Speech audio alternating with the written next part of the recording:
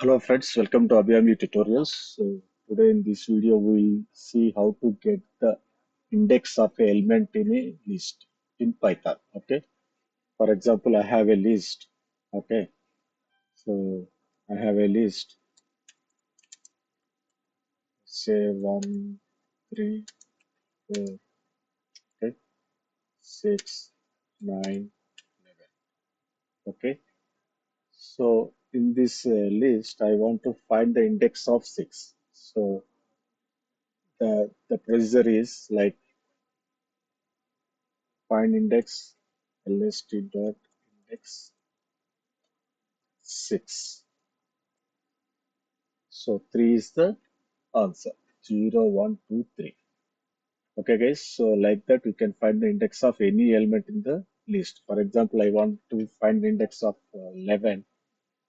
Then give 11 here. Then we'll find the index as 5. Okay, guys. Hope you like this video. Subscribe to my channel, the Tutorials, for more such amazing Python videos. Thanks for watching. Bye bye.